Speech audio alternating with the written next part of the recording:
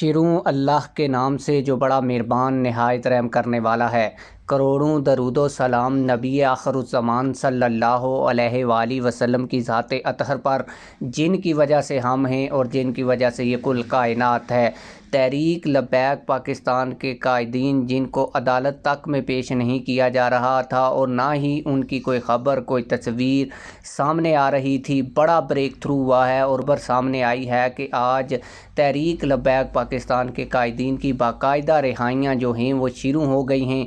آج کی اس ویڈیو میں آپ لوگوں کو تحریک لبیک پاکستان کے قائدین کی نہ صرف رہائیوں کے حوالے سے آپ لوگوں کو باخبر کروں گا، بلکہ آپ لوگوں کو ان کے رہا ہونے کے بعد ان کا جو استقبال کیا گیا وہ بھی دکھاؤں گا۔ لیکن ویڈیو شروع کرنے سے پہلے آپ لوگوں سے یہی گزارش ہے کہ ویڈیو کو لائک کریں، چینل سبسکرائب کریں، تاکہ ہماری ہر نئی آنے والی ویڈیو اور تحریک لبیک پاکستان کے متعلق ہر نئی خبر آپ لوگوں کو بر وقت اور سب سے پہلے اور اوتھینٹک خبر ملتی رہے۔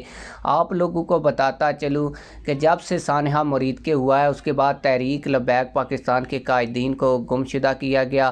جو مرکزی قیادت تھی وہ اب تک گمشدہ ہے، اور تحریک لبیک پاکستان کے قائدین چاہے وہ ضلعی قائدین کیوں نہ ہوں، ان کی کوئی خبر سامنے نہیں آ رہی تھی اور نہیں ان کو عدالتوں میں پیش کیا جا رہا تھا۔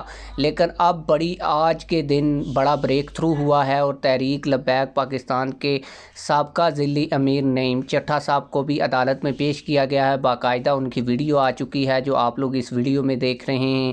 اس کے علاوہ تحریک لبیک پاکستان کراچی کی باغ دوڑ جن کے حوالے کی گئی ہے، کراچی مینجمنٹ کے امیر جو ہیں وہ رہا ہوئے ہیں، اسماعیل صاحب۔ اس کے علاوہ پیر سید کاشف علی شاہ صاحب جو ضلع غربی یا کماڑی کے میرے خیال میں وہ امیر ہیں، ان کو بھی رہا کیا گیا۔ ان کے رہا ہونے کے بعد جو ان کا استقبال کیا گیا، جو ان کو مالے وغیرہ پہنائے گئے، آپ لوگ اس کی تصویر بھی آپ لوگ ویڈیو میں دیکھ سکتے ہیں۔